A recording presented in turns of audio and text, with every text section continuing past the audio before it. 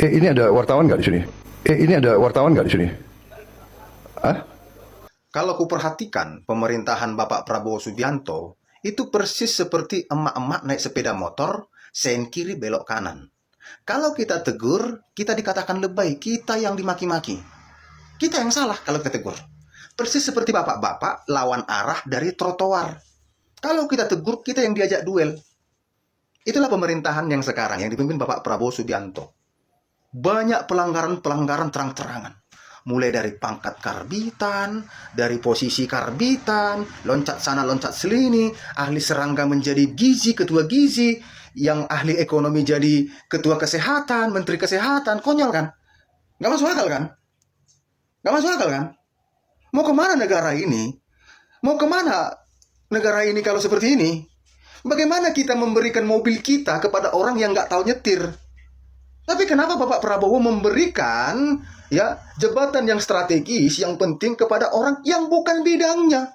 Berarti Bapak Prabowo bukan sayang kepada negara ini, bukan sayang kepada Indonesia ini, bukan sayang kepada rakyat. Bapak Prabowo hanya ingin orang di sekitar-sekitarnya kebagian kue. Bapak Prabowo hanya ingin duduk menjadi presiden. Bahkan Bapak Prabowo langsung mengatakan, Naswa, 19 tahun saya tidak berkuasa, begitu sulitnya saya mendapatkan kredit. Lalu Bapak Prabowo menyuruh wartawan keluar ketika Bapak ingin menyampaikan sesuatu kepada Ketua DPR seluruh Indonesia, DPRD seluruh Indonesia. Dari mana jalan presiden bisa memberikan arahkan kepada Ketua DPRD ataupun memberikan sepatah kata atau intervensi? Nggak ada jalannya, Bapak. Dulu Bapak waktu kampanye, Bapak mengatakan, mana wartawan, mana media TV yang membenci saya, mana-mana, lihat sorot saya, ini negara demokrasi. Nggak apa-apa, bebas. Tapi setelah Bapak menjabat, Bapak menyuruh wartawan keluar. Bapak jangan otoriter lah. Ketika Bapak berdebat dengan Najwa Shihab, kelihatan Bapak ingin selalu didengar, tidak mau mendengarkan apa yang terjadi di negara ini, tidak mau mendengarkan kritikan, tidak mau mendengarkan argumen orang lain. Bapak selalu ingin didengar. Otoriter Bapak. Otoriter. Bapak mengatakan efisiensi, tapi Bapak menghambur-hamburkan uang untuk jalan-jalan ke luar negeri. Ulang tahun Seskap Bapak, gimana itu Bapak? Bapak yang melarang orang pemborosan, Bapak yang memangkas tunjangan anggaran-anggaran, tapi Bapak di hotel yang mewah di Paris merayakan ulang tahun. Gimana Bapak? Bapak kalau berpidato selalu terlihat mengejek rakyat. Ada yang mengatakan saya keras kepala, coba saya cek, kepala saya keras enggak? Indonesia gila, enggak begitu Bapak. Oke lah masalah umur Bapak, tapi di mana penasihat Bapak? Enggak ada orang-orang di sekitar Bapak yang menasihati Bapak. Apakah orang-orang di sekitar Bapak penjilat apapun yang Bapak lakukan? Mantap Pak Presiden, mantap Pak Prabowo. Apakah orang-orang di sekitar Bapak tidak ada yang menegur Bapak? Pak, maaf Pak, nggak boleh loh sama rakyat begini, nggak boleh loh sama rakyat begini. Berarti orang-orang di sekitar Bapak penjilat semua dan Bapak senang. Asal Bapak senang. Apapun risikonya yang ucapanku ini, aku siap. Kalau memang bicara kebenaran, bicara kejujuran membuat orang menjadi tidak aman di negara ini, bahkan kehilangan nyawa, fix negara ini sudah dikuasai oleh penjahat dan iblis. Fix. Aku mengkritik kinerja, aku mengkritik kelakuan, aku mengkritik tindakan, kebijakan, bukan mengkritik personal, bukan menghina personal, bukan menghina keluarga. Jadi jangan kalian coba mengkriminalisasi aku kan melawan sampai mati. Aku hanya mengingat pahlawan-pahlawan yang terdahulu melawan penjajah sampai mati, dan pemerintah dan aparat penjajah rakyat saat ini. Guru-guru di sini ada guru di sini atau guru honorer ada? Ketika kampanye, menjanjikan hal-hal yang indah kepada rakyat kecil, kepada guru-guru honor, kepada tenaga pengajar, menjanjikan hal-hal yang indah, kenaikan gaji 2 juta. Tapi setelah menjabat, semuanya itu hilang, bahkan terancam di PHK, dan memanjakan pegawai SPPG. Jadi apa disebut beliau? Berbohong. Mau kalian pakai pasal pencemaran nama baik? Oh, nggak bisa. Aku mengkritik apa yang dicapkan, bukan pribadinya. Kalau aku katakan tadi pembohong, berarti orangnya. Tapi kalau aku katakan berbohong, berarti kata-kata yang diucapkan ketika kampanye.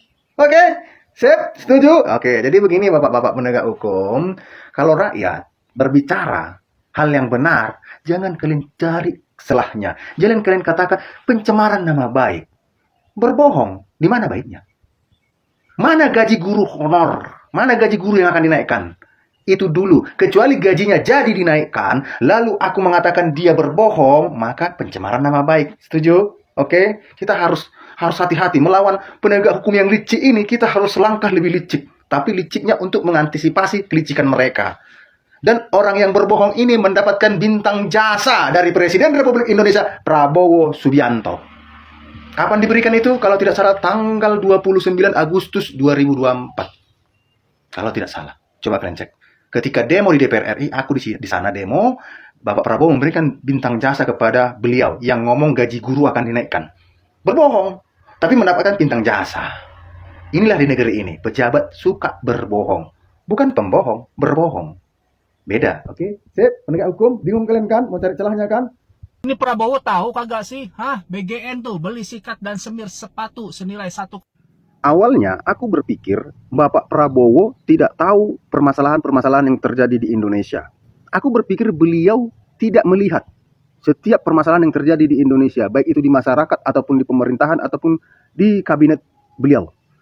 Aku berpikir tidak ada yang menyampaikan. Tapi kalau kita perhatikan setiap pidatonya, perhatikanlah.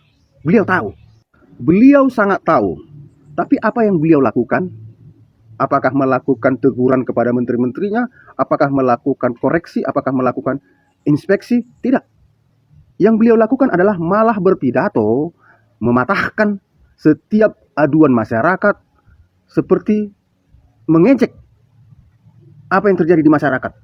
Ini bisa aku pertanggungjawabkan. Contoh, kemarin ada kita di hashtag Indonesia Gelap. Apa yang beliau lakukan? Berpidato, Indonesia gelap, Indonesia gelap, kabur aja dulu. Itu mengejek.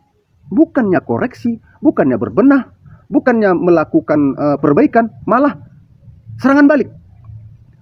Berikutnya, masalah keracunan MBG. Kita masyarakat, apakah Bapak Prabowo tidak tahu? Ternyata tahu. Tapi apa yang beliau lakukan? Bukannya memperbaiki, bukannya malah menegur. Tapi yang beliau lakukan adalah hanya kecil. Hanya 0,06%.